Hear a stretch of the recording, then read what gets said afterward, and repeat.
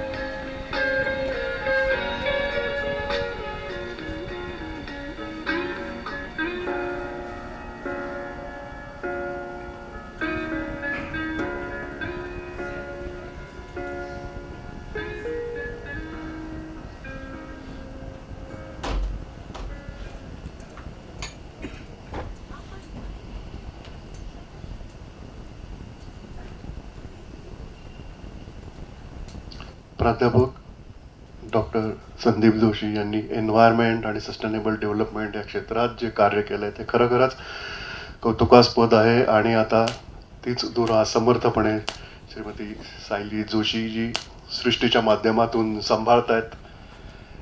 कार्यक्रमाच्या पुढच्या टप्प्यामध्ये आपण सुरुवातीला जलपूजनाने सुरुवात करूयात. पारंपरिक ट्रॅडिशनल दीपप्रज्वलनाच्या ऐवजी आपण जलपूजन करूयात. मी मान्यवरांना विनंती करतो की त्यांनी पुढे यावं. आदरणीय पद्मश्री चैत्रामजी पवार, श्रीमती सायली जोशी आणि डॉक्टर मंगेश कश्यप यांनी जलपूजन करावं. एक श्लोक या निमित्ताने उद्धृत करावा असं वाटतंय. गंगेच यमुने चैव गोदावरी सरस्वती नर्मदे सिंधू कावेरी जलेस्मिन सन्निधिम कुरु. अर्थात हे गंगा, जमुना, गोदावरी, सरस्वती, नर्मदा, सिंधू, कावेरी आपण सर्व नद्यांनी या जलाला पवित्र करावा.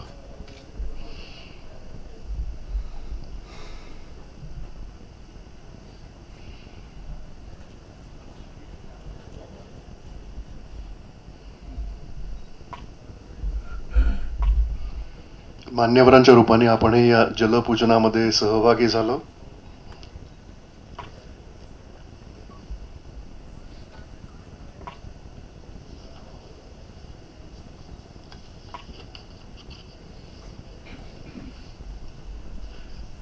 मान्यवरांना विनंती करतो की त्यांनी आता स्थानापन्न व्हावं.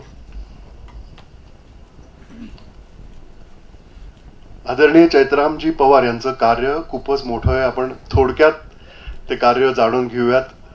त्यांचा सत्कार आपल्याला करायचा आहे. त्याआधी थोडक्यात परिचय. पद्मश्री चैत्रामजी पवार आणि खानदेशातलं बारीपाडा हे गाव म्हणजे एकाच नाण्याच्या दोन बाजू आहेत. शाश्वत विकासाचं मॉडेल म्हणून बारीपाडा आता प्रसिद्ध झालंय. 1992 पूर्वी बारीपाडामध्ये जंगल संपत चाललं होतं. म्हणजे पाण्यासाठी वणवण करावी लागायची. जंगल, जल, जमीन, जनावर आणि जन म्हणजे लोक या 5 फोकस पॉइंट्सवर चैत्रामजींनी काम सुरू केलं. वनीकरण, जलसंरक्षण आणि पर्यावरण संरक्षण ही त्यांची त्रिसूत्री आहे. आज तिथल्या महिलांच्या डोक्यावरचा पाण्याचा हंडा उतरलाय तो चैत्रामजी पवार यांच्या अविरत प्रयत्नांमधून. बारीपाड्याची विकास गाथा खरं तर त्यांच्या शब्दातून ऐकली पाहिजे. कारण आज सुमारे 450 हेक्टर क्षेत्रामध्ये बारीपाडा गावचं संरक्षित जंगल आहे. विविध प्रकारचे वृक्ष, झुडपं, वनस्पती इथं आहेत. तेही घनदाट जंगल आहे, म्हणजे वृक्षारोपणाने केलेलं कृत्रिम जंगल नाहीये. आज बारीपाड्याच्या प्रयत्नातून पुढची 25 वर्ष पुरेल इतकं इंधन निर्माण झालंय. गावकऱ्यांनी श्रमदानातून सुमारे 500 दगडी बांध तसंच काही मातीचे बंधारे बांधलेत. पाण्याचं संधारण होत आहे. जलस्रोतांची पातळी वाढली आहे. ज्या गावात पूर्वी केवळ काही खाजगी विहिरी होत्या आणि पाण्याचं दुर्भिक्ष होतं तिथं आता भरलेल्या विहिरी आहेत. 92-93 साली वनवासी कल्याण आश्रमाच्या माध्यमातून हे सगळं कार्य सुरू झालं. चैत्रामजींचं M.Com पर्यंत शिक्षण झालं आणि नंतर नोकरी करण्यापेक्षा गावाच्या भल्याचा विचार त्यांनी केला. छोटीशी सुरुवात झाली. सुरुवातीला खूप अडचणी आल्या. लोकांना सहभागी करून घेणं हे पण एक मोठं टास्क होतं, पण ते त्यांनी समर्थपणे पेललं.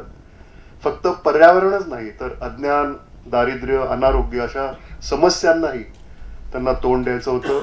आंतरराष्ट्रीय पर्यावरण परिषदेनं जागतिक पातळीवर 2030 साठी 2030 साठी जे 20 फोकस पॉइंट्स निश्चित केले त्यातल्या जवळपास 15 पॉइंट्सवर चैत्राम भाऊंनी काम केलंय. आणि SDG बाबतीत म्हणाल म्हणजे सस्टेनेबल डेव्हलपमेंट गोल्स 17 पैकी 15 पॉइंट्सवर आतापर्यंत बारीपाड्यात काम होतंय. कदाचित ते आकडे अजूनही बदलले असतील, त्यांच्या भाषणातून आपल्याला समजेलच. अनेक पुरस्कारांनी ते सन्मानित आहेत. 2001 साली बारीपाडा ग्राम विकासाला पहिला पुरस्कार मिळाला, आदिवासी हिंदू अस्मिता नावाचा. 2003 साली IFFD म्हणजेच international fund for agricultural development या पुरस्कारामुळं बारीपाडा हे आंतरराष्ट्रीय नामांकनामध्ये गेलं. महाराष्ट्र सरकारचा पहिला महाराष्ट्र वनभूषण पुरस्कार त्यांना मिळाला. ते सध्या धुळे इथल्या देवगिरी कल्याण आश्रमाचे अध्यक्ष आहेत. त्याची धुरा ते सांभाळतायत आणि त्यांच्या सर्व कार्याचा गौरव झाला गेल्याच वर्षी माननीय राष्ट्रपतींच्या हस्ते पद्मश्री सन्मानानं. त्याबद्दल पुन्हा एकदा आपण त्यांचं अभिनंदन करूया. आणि विशेष म्हणजे पद्मश्री पुरस्कार मिळाल्यानंतर ते पहिल्यांदाच पुण्यात येत आहेत, ही एक वैशिष्ट्य असतं आणि ते आज आपल्यासमोर आपले विचार व्यक्त करतायत. आणखी एक वैशिष्ट्य म्हणजे चैत्राम भाऊंनी जंगलातल्या भाज्यांना एक वेगळी ओळख निर्माण करून दिली. म्हणजे तिथे जंगलात जाऊन तिथे स्थानिक लोक त्या भाज्या शोधतात, त्या आणतात, वर्गीकरण करतात, दाखवतात. पत्रकार सुद्धा तिथे धाव घेतात. म्हणजे तो आता एक वेगळा सोहळा झालाय, इव्हेंट झालाय. पण अर्थात त्या सगळ्या वनभाज्यांचं महत्व जे आहे ते आपण जाणताच. हा सगळा प्रवास आता आपण त्यांच्याकडूनच ऐकूयात. त्यांना ऐकणं म्हणजे एक पर्वणी आहे. तेव्हा पद्मश्री चैत्रामजी पवार, पण त्याच्या आधी आपण त्यांचं फेलिसिटेशन करणार आहोत. भाषण त्यांचं नंतर आहे. जलयोद्धा, water warrior of Maharashtra Padmashri चैत्रामजी पवार यांचा आपण आता सत्कार करूयात. मी श्रीमती सायली जोशी मॅडम आणि डॉक्टर मंगेश कश्यप यांना विनंती करतो की त्यांचा सत्कार करा.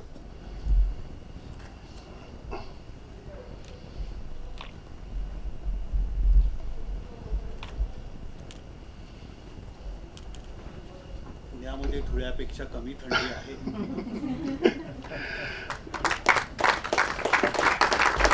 पुणेकरांचं भाग्य आहे की पुणेकरांच्या वतीने हा सत्कार होतोय.